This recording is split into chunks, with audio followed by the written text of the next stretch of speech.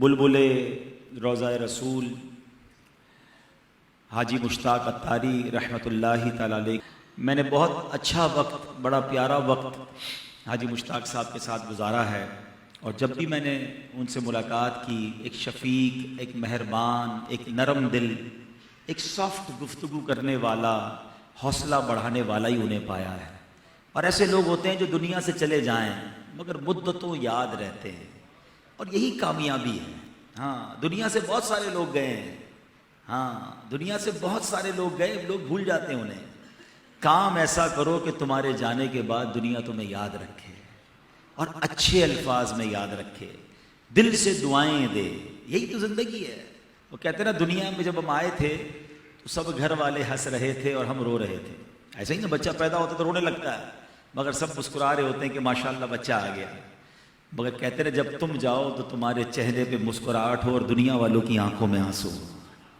تو یہ ہے زندگی، کہ انسان اپنی زندگی میں کچھ ایسا امپیکٹ ڈال کے جائے، کوئی اپنی لائف میں ایسا کام کر کے جائے کہ گزر جائے وقت مگر زمانہ انہیں اچھے الفاظ میں یاد رکھے۔ حاجی مشتاق صاحب کی تو قسمت پر اتنا رشک آتا ہے۔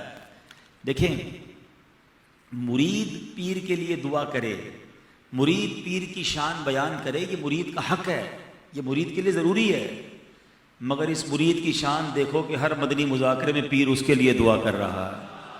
یعنی آپ کبھی تو ہو نا کہ مس ہو جائے، یعنی کیا کمال ہے ان کا کہ ہر مدنی مذاکرے میں ایصال ثواب ہوتا ہے تو اس میں حاجی مشتاق کا نام ہوتا ہے، مفتی فاروق صاحب کا نام ہوتا ہے، حاجی زمزم کا نام ہوتا ہے۔ نوازے گئے نا، کیسے مرید بن گئے کہ پیر کی زبان پر بار بار جن کا تذکرہ ہے۔ اللہ ان کے صدقے ہمیں بھی اپنے پیر کا نور نظر بنا دے۔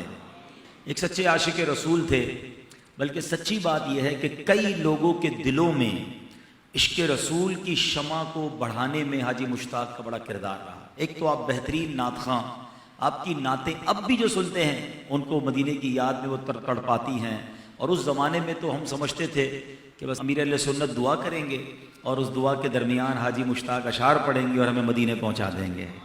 تو ہمیں بہت سو کو رلایا ہے، بڑا مدینے کے لیے تڑپایا ہے۔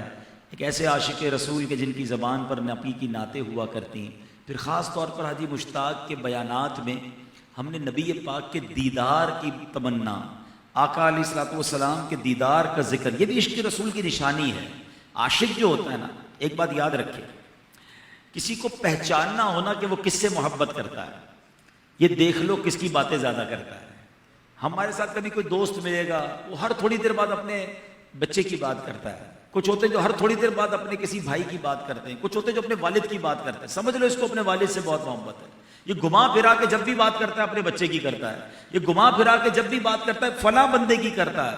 جو جس کی بات زیادہ کرتا ہے سمجھ لو اس سے محبت زیادہ کرتا ہے۔ جو عاشق رسول ہے نا، وہ ہر تھوڑی دیر بعد نبی پاک کی بات کرتا ہے، آقا کا ذکر کرتا ہے، درود پاک پڑھتا ہے، نعت پڑھتا ہے، ذکر مدینہ کرتا ہے، کیونکہ اس کے دل میں آقا رہتے ہیں، اس کو نبی کی یاد تڑپاتی ہے تو بار بار اسے یاد آ جاتی ہے۔ وہ خوبصورتی دیکھتا ہے تو اسے آقا یاد آتے ہیں، وہ کوئی اچھی بات دیکھتا ہے اسے نبی پاک یاد آتے ہیں، وہ دنیا کے کسی شہر کی بات کرتا ہے تو اسے مدینہ یاد آ جاتا ہے۔ یہی تو پہچان ہے عاشق رسول کی، کہ جب سرور کائنات علیہ الصلوۃ والسلام کی بات ہو تو اس کی آنکھیں بھر آئیں، اس کا دل بھر آئے۔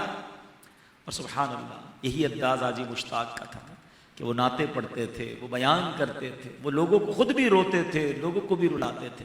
اور ایک ان کا پیٹرن شعر ہوا کرتا تھا جو غالباً ہر بیان یا ہر دعا کے آخر میں وہ کرتے تھے کہ اے کاش کبھی ایسا بھی ہو خواب میں میرے، ہوں جن کی غلامی میں وہ آقا نظر آئے، یا رب محمد میری تقدیر جگا دے، صحرائے مدینہ مجھے آنکھوں سے دکھا دے۔ یہ بہت خوبصورت انداز میں پڑھا کرتے تھے۔